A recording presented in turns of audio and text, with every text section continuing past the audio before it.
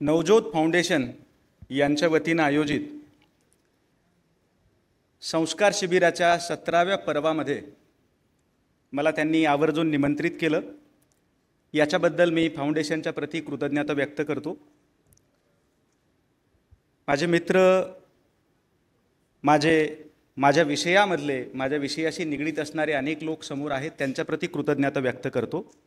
ज्यांनी माझा परिचय करून दिला त्या मॅडम प्रती कृतज्ञता व्यक्त करतो। पण यापैकी कुणाशीही बोलण्यासाठी मी इथं आलेलो नाही। माझा हेतू तुमच्याशी गप्पा मारणं, तुमच्याशी संवाद करणं यासाठी मी इथं आलोय। माझ्या आयुष्यामध्ये 2च श्रद्धास्थानं आहेत। माझं पहिलं श्रद्धास्थान माझी आई आहे, जी 2004 मध्ये माझ्या आयुष्यातनं गेली, तिचं निधन झालं। आणि त्याच्यानंतर माझ्या आयुष्यातलं एकमेव श्रद्धास्थान, आशास्थान म्हणजे विद्यार्थी राहिलेले आहेत। मी सगळ्या विद्यार्थ्यांना पहिल्यांदा विनम्र वंदन करतो आणि विद्यार्थ्यांची परवानगी असेल तर मी बोलायला सुरुवात करतो। मुळात मी ज्या शहरामध्ये बोलतोय आणि तुम्ही ज्या शहरामध्ये बसलेला आहात त्याची पण थोडीशी ओळख तुम्हाला असली पाहिजे। शासनाच्या वतीनं नुकतंच अंबाजोगाईला कवितेचं गाव किंवा पुस्तकाचं गाव म्हणून मान्यता मिळालेली आहे। ती बातमी वाचून मी विचार केला की नांदेडला कुठलं गाव म्हणून आपण मान्यता द्यायची। पर्याय अनेक आहेत। त्या पर्यायामध्ये कुणीतरी बॅनर्सचं गाव असं पण म्हणू शकतं, कारण शिवजयंती, श्रीरामनवमी आणि आंबेडकर जयंती या निमित्तानं नांदेडमध्ये जेवढे बॅनर लागले होते, महाराष्ट्रातल्या अन्य शहरात होते की नाही मला माहीत नाही, मग बॅनर्सचं गाव म्हणून मान्यता द्यायची का? किंवा ज्या पद्धतीच्या वाहतुकीची कोंडी या नांदेडमध्ये होते, मॅनर्स नसलेलं गाव म्हणून या गावाची ओळख करायची का? अशी शंका मनात येत असतानाच ज्या भूमीत तुम्ही जन्माला आलेला आहात, बसलेला आहात, ती श्रद्धेय शंकररावजी चव्हाण यांची भूमी आहे। जे तहानलेले आहेत त्यांना आपण पाणी दिलं पाहिजे आणि जे अविवेकी झालेले आहेत त्यांना आपण विचार दिला पाहिजे, असे नरहर कुरुंदकर या भूमीतले आहेत। म्हणून नांदेड हे सबंध महाराष्ट्राच्या पुढे विवेकाचं आणि विचारांचं गाव आहे। याच नावाने नांदेडची ओळख व्हावी असं आपणाला वाटत असेल तर आजचं हे संस्कार शिबिर अत्यंत महत्त्वाचं आहे।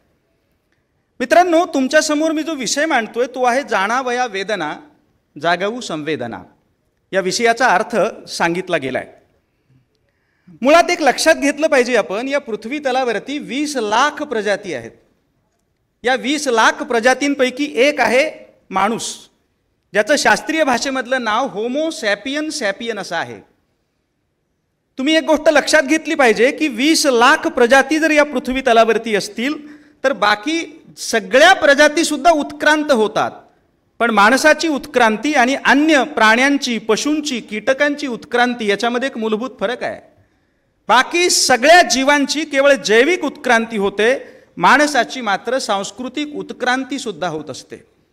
म्हणून कुणीतरी केवळ आपल्या माणूस असलेल्या आईबापाच्या पोटी जन्माला आला म्हणून तो माणूस होत नसतो।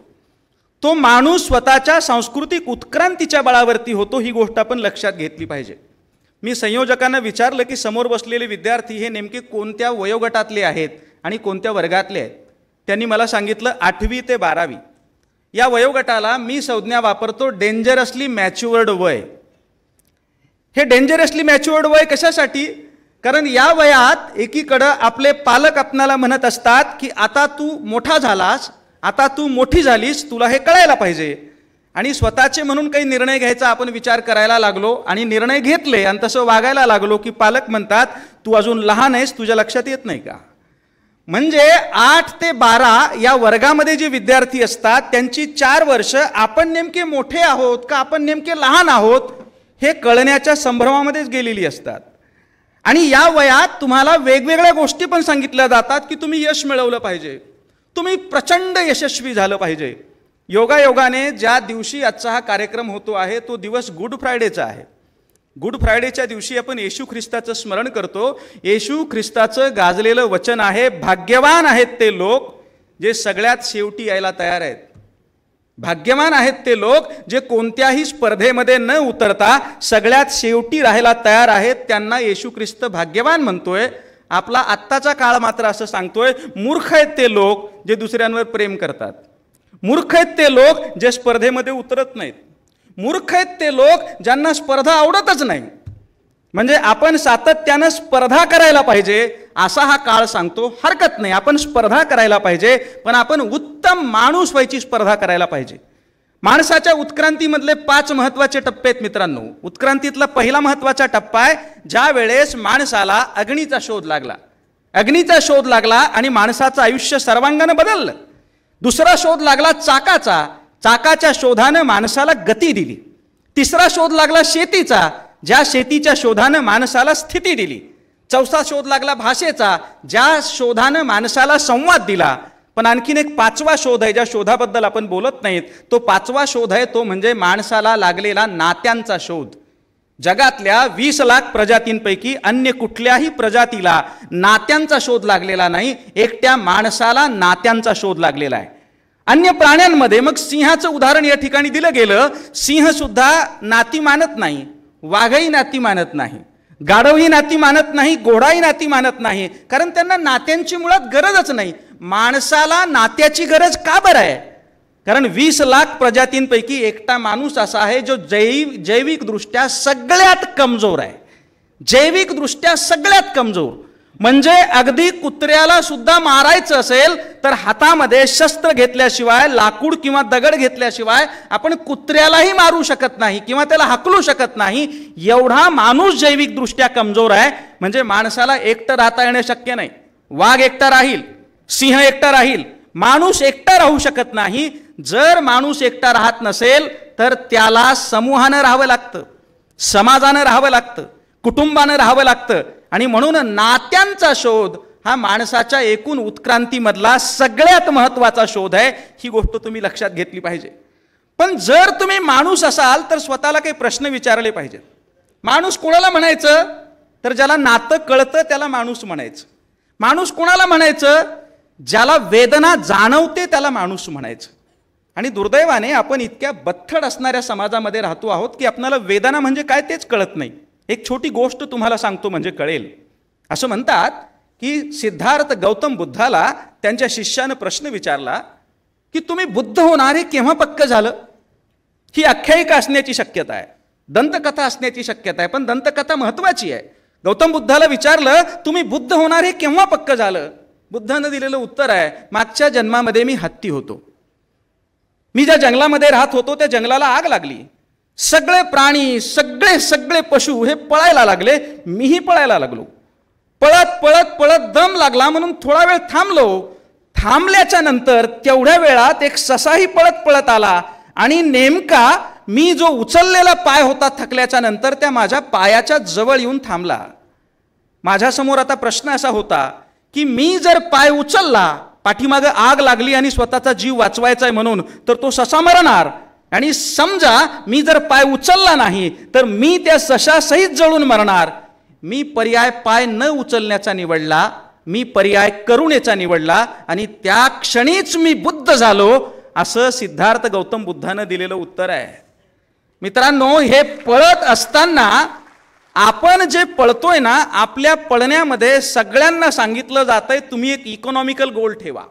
आपल्या सगळ्यांना सांगितलं जातं एवढं पॅकेज तुमचं असलं पाहिजे, असलं यश तुमचं असलं पाहिजे. म्हणजे मी व्यवसायानं प्राध्यापक शिक्षक आहे, पण आम्हाला ज्या पद्धतीचे विद्यार्थी तयार करायला सांगितले जातात ते म्हणजे अरबी नसल के घोडे असतात ना, तसे विद्यार्थी तयार करण्याची जबाबदारी आमची शिक्षण प्रक्रिया आमच्यावरती सोपवते आहे. माफ करा मला, डॉक्टर तयार करणं, इंजिनियर तयार करणं हे शाळा महाविद्यालयाचं काम नाही आहे. चांगला उत्तम माणूस तयार करणं याच्यासाठी शिक्षण संस्था उभ्या झालेल्या आहेत. नालंदा, तक्षशिला, विक्रमशिला या विद्यापीठांनी असे अरबी नसल के घोडे जन्माला घातलेले नाहीत. पण दुर्दैवाने आपण ज्या नांदेड शहरामध्ये वाढतो आहोत, मोठे होतो आहोत, ते शहरच मुळी अरबी नसल के घोडे जन्माला घालणारं शहर झाले. रस्त्यानं नीटपणानं चालता येत नाहीये, पण तरी सुद्धा आम्ही एज्युकेशनल हब असं आत्ताच्या या शहराला म्हणायला लागलेलो आहोत. लक्षात घेण्याची गोष्ट कोणती आहे की तुम्ही जेव्हा जेव्हा स्वतःचा विचार करायला लागाल, तुम्ही पहिल्यांदा माणूस आहात का? माणूस असण्याची साधी सरळ व्याख्या अशी आहे, त्याला दुसऱ्याची वेदना जाणवली पाहिजे, दुसऱ्याचं दुःख बघून त्याच्या डोळ्यामध्ये पाणी आलं पाहिजे, त्याला वाटलं पाहिजे की मी जे काही करतो आहे त्या माझ्या करण्याने याचं दुःख दूर होतंय का? एक उद्योगपती गेले होते महात्मा गांधी यांच्याकडे आणि गांधींना त्यांनी विचारलं की एक नव्या पद्धतीचा उद्योग करण्याचं माझ्या डोक्यामध्ये आहे, तुम्ही मला परवानगी द्याल का? गांधींनी दिलेलं उत्तर आहे, मी परवानगी कशाला देऊ, तुम्ही स्वतःला प्रश्न विचारा आणि स्वतः उत्तर शोधा. तुम्ही जो उद्योग करता आहात त्या उद्योगामुळं समाजामधला सर्वात उपेक्षित, दलित, वंचित, गरीब, दरिद्री माणूस असेल त्याच्या चेहऱ्यावरती जर हसू फुलणार असेल तर तुमच्या उद्योगाला तुम्ही स्वतः परवानगी द्या. जर त्याचं दुःख आणखीन वाढणार असेल तर अशा उद्योगाची गरज नाही. हा प्रश्न आपणही स्वतःला विचारला पाहिजे. मी जे करतो आहे, समजा तुम्ही नीटच्या माध्यमातून डॉक्टर होणार असाल तर काय 10 मजली इमारत बांधण्यासाठी डॉक्टर तुम्हाला व्हायचंय का? आपण त्या काळामध्ये जगतो आहोत मित्रांनो, मला माफ करा, पण अनेक वेळा डॉक्टर लाईनमध्ये जायचं म्हणजे लोकांना डकेत लाईनमध्ये गेल्यासारखं वाटतं. डॉक्टर लाईनला डकेत लाईन अशा पद्धतीची संज्ञा ज्या काळात रूढ होत असेल तिथं डॉक्टर हा देवदूत असतो. त्या डॉक्टरांनी जे पेशंट आहेत त्या पेशंटचं जे काही ताण आणि त्रास असतो तो हरण करायचा असतो. असं डॉक्टर जर तुम्हाला व्हायचं असेल तर स्वाभाविकच तुम्ही अगोदर माणूस व्हाल आणि नंतर डॉक्टर व्हाल. इंजिनियर तुम्ही होणार असेल तर समाजामधले जे पूल आहेत, जे 5000 वर्षाच्या संस्कृतीनं बांधलेले आहेत, समाजामधले पूल, ते पूल जर कोणी ध्वस्त करणार असेल तर तुम्ही चांगले इंजिनियर नाहीत. तुम्ही केवळ जे भौतिक मटेरियल आहे त्याच्या माध्यमातून जर पूल बांधणारे इंजिनियर असाल तर कामाचे नाहीत. माणसांमधले जे ध्वस्त होणारे सेतू आहेत ते उभारणारे तुम्ही इंजिनियर होणं ही गोष्ट जास्त महत्वाची आहे. म्हणून तुम्ही जे करणार असाल त्यावेळेस मी तुम्हाला विनंती करेल, जर तुम्ही माणूस असाल तर तुमचे 2 गोल असले पाहिजेत. इकॉनॉमिकल गोल असला पाहिजे, त्याला माझा विरोध नाही, पण त्याच्यासोबत तुमचा इमोशनल गोल सुद्धा असला पाहिजे. तुम्ही स्वतःला विचारलं पाहिजे, इकॉनॉमिकल गोलची मी प्राप्ती करेन, पण इमोशनल गोलचं काय? मी तुम्हाला त्या काळामध्ये सांगतो आहे ज्या काळात IAS झालं पाहिजे असं म्हटलं जातं आणि आपल्या बाजूला असणारा लातूर जिल्हा, त्या लातूरमधले एक IAS अधिकारी, त्या अधिकाऱ्यांना त्यांच्या मनात झालेलं दुःख आपल्या कुटुंबासोबत सुद्धा वाटून घ्यावं वाटलं नाही, मित्रांसोबत वाटून घ्यावं वाटलं नाही आणि एकांतामध्ये त्यांनी आपल्या जवळची बंदूक काढली आणि स्वतःच्या डोक्यावरती ठेवून गोळी मारून घेतली. ते आज जिवंत राहतायत की मरतायत असा प्रश्न पडलाय. हे का झालं? कारण त्यांच्या आयुष्यामध्ये केवळ इकॉनॉमिकल गोल होतं, त्यांच्या आयुष्यामध्ये इमोशनल गोल नाहीये. तुम्हाला नेमक्या याच वयामध्ये तुमचं इमोशनल गोल आहे काय आहे हा प्रश्न स्वतःला विचारायला पाहिजे. जे इकॉनॉमिकल गोल आहे ना त्या माध्यमातून तुम्ही प्रचंड पैसा कमवाल, पण एकदा हा पैसा आल्याच्या नंतर सुद्धा प्रश्न येतोच की हा पैसा कशासाठी, या पैशाचं मला नेमकं करायचंय काय? यासाठी जेव्हा इकॉनॉमिकल गोलची स्वप्न तुम्हाला पडतायत तेव्हाच तुम्हाला इमोशनल गोल सुद्धा काय आहे हे कळलं पाहिजे. याच्यासाठी तुम्ही नाती जोडायला शिकली पाहिजेत. पहिलं नातं तुम्हाला कुणासोबत जोडायचं माहितीये का? पहिलं नातं तुम्हाला तुमच्या या सृष्टीसोबत जोडायला शिकलं पाहिजे. सृष्टी ही फार व्यापक संज्ञा झाली, तुम्हाला नांदेड शहरासोबत नातं जोडायला शिकलं पाहिजे. गुरुद्वाऱ्याच्या माध्यमातून नांदेडमध्ये जे काम होतंय ना त्यामुळं नांदेडमध्ये थोडा तरी मोकळा श्वास आपण घेऊ शकतोय. कधी कधी मी विचार करतो, गुरुद्वारा नसला असता तर आमच्या नांदेडमध्ये जेवढी काही झाडी दिसते तेवढी तर राहिली असती का नाही मला माहित नाही. या कारणासाठी की आपणाला पहिल्यांदा या शहरात राहायचंय, पहिल्यांदा या निसर्गात राहायचंय, याचाच आपल्याला विसर पडून गेलाय. जे विकासाचं प्रारूप आपण स्वीकारतो आहोत ते निसर्गाला नाकारून किंवा निसर्गाला ध्वस्त करून आपल्याला विकास करायचा आहे.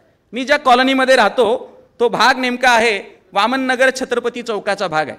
त्या भागामध्ये अगोदरचा जो रस्ता होता त्या रस्त्यावरती छानपैकी झाडी होती, म्हणजे कधीतरी एखादा पांथस्थ जो आहे तो खूप थकवा आल्यानंतर, ऊन लागल्यानंतर कुठंतरी थांबू शकायचा.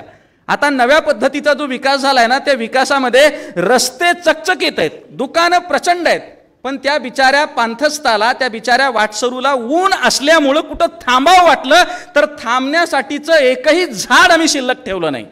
हा विकास तुम्हाला करायचा आहे का? या विकासाचं इकॉनॉमिकल गोल तुम्हाला ठेवायचं आहे का? मित्रांनो, जर वेदना जाणायची असेल तर झाडांची पण वेदना असते, ती तुम्हाला कळाली पाहिजे. वेदना जाणायची असेल तर पशूंची पण वेदना असते, पक्ष्यांची पण वेदना असते, ही गोष्ट तुम्हाला कळाली पाहिजे. सगळ्यात जास्त आपण शिकू कुणाकडून शकतो माहितीये का? आपण निसर्गाकडून शिकू शकतो. तुम्हाला कविता आवडतात का? तुम्हाला मी एक दाखला देईन म्हणजे तुम्हाला कळेल मला काय म्हणायचंय. बघा, जे झाडं असतात ना ते झाडं, त्या झाडांचं खरं महत्व आपल्याला उन्हाळ्यात कळायला लागतं. माझा एक मित्र आहे वैभव देशमुख नावाचा, त्याची एक गाजलेली कविता आहे, ती तुमच्या वयाला सूट होणारी आहे. विशेषत्वाने 11वी 12वीचे जे विद्यार्थी आहेत ना त्यांना ती लवकर कळेल. कविता अशी आहे, झाडं असतात विद्यार्थी, ऋतू त्यांचे गुरु असतात. झाडं असतात विद्यार्थी, ऋतू त्यांचे गुरु असतात. ऊन वारा पाऊस धारा परीक्षा त्यांच्या सुरू असतात. झाडं असतात विद्यार्थी, ऋतू त्यांचे गुरु असतात. ऊन वारा पाऊस धारा परीक्षा त्यांच्या सुरू असतात. झाडांचंही होतं ब्रेकअप. ब्रेकअप कळतं ना? नाही, अभ्यासक्रमाला आहे का? झाडांचंही होतं ब्रेकअप, झाडांनाही ताण येतो, पण ठाऊक असतं त्यांना पानगळीनंतरच पानफुटीचा क्षण येतो. पण ठाऊक असतं त्यांना पानगळीनंतरच पानफुटीचा क्षण येतो. म्हणून झाडं घाबरतात पण आतून डरत नाहीत. झाडं घाबरतात पण आतून डरत नाहीत. उन्मळून पडतात वादळात पण आत्महत्या करत नाहीत. उन्मळून पडतात वादळात पण आत्महत्या करत नाहीत. कोणतं झाड उंच जाऊ शकतं माहिती आहे का? ते झाड उंच जाऊ शकतं ज्याची मुळं खोलवर गेलेली असतात. कुठल्या पद्धतीचं झाड व्हायचंय आपल्याला? ज्याची मुळं जर खोलवर जायची असतील तर मी स्वतः असा विचार करतो, कोणता माणूस खोलवर गेला असं समजावं? जो 5000 वर्षाच्या आपल्या सभ्यतेच्या खोलात जाऊ शकतो ना, तो चांगला माणूस होऊ शकतो. दुर्दैवानं आपल्याला आता असं वाटायला लागलंय की आमच्या हातामध्ये जर जे तंत्रज्ञान आलं ना, ते तंत्रज्ञान सगळ्या प्रश्नांची उत्तरं देईल. आमच्या राज्यकर्त्यांना पण असं वाटायला लागलंय की आम्ही 4G कडून 5G कडे, 5G कडून 6G कडे एकदा गेलोत आणि मुलांच्या हातामध्ये एकदा मोबाईल दिले, अत्यंत महागडे मोबाईल दिले, म्हणजे शिक्षणाचा प्रश्न मिटला. पण नेहमी एक गोष्ट लक्षात ठेवली पाहिजे, तुम्ही ज्या वयात आहात त्या वयामध्ये नुसतं तंत्रज्ञान कामाचं नाही, तुम्हाला तत्वज्ञान सुद्धा देण्याची गरज आहे. आणि म्हणून तंत्रज्ञाना इतकंच तत्वज्ञान सुद्धा महत्वाचं आहे. आणि कोणतं तत्वज्ञान तुम्ही या वयामध्ये केलं पाहिजे, कोणतं तत्वज्ञान तुम्ही अंगीकारलं पाहिजे, तर ते तत्वज्ञान जे तुम्हाला नातं जोडायला शिकवतं, ते तत्वज्ञान जे तुमच्यामधली संवेदना जागृत करायला शिकवतं. संवेदना जागृत होणं म्हणजे काय? श्यामची आई तुम्हाला माहिती आहे का?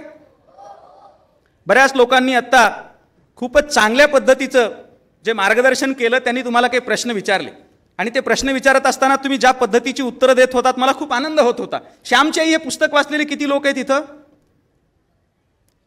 खात्री बाळगा, मी तुम्हाला एकही प्रश्न विचारणार नाही. बिलकुल. याचं कारण आहे, प्रश्न विचारणार म्हटलं की आपला हात वर येत नाही. खरं तर मला वाटतं की शाळांमध्ये, वर्गामध्ये जी मुलं ज्यांच्या मनात काहीतरी खळबळ माजलेली असते, ती मोकळी करायची जागा म्हणजे वर्ग आहे. वर्ग हे लोकशाहीचं सगळ्यात सुंदर असणारं रूप आहे. पण लोकसभे आणि राज्यसभेमध्ये बसणारे सभापतीला जसं लोक घाबरतात, तसं वर्गातल्या शिक्षकाला घाबरायला लागली तर कसं होईल? लोकसभेचं राज्यसभेचं काय व्हायचं ते होऊ देत, वर्ग ही व्हायब्रंट जागा आहे. म्हणून अत्यंत मोकळेपणानं तुम्ही वाचलं असेल तरच हात वर करा, नसेल तर हात वर करू नका.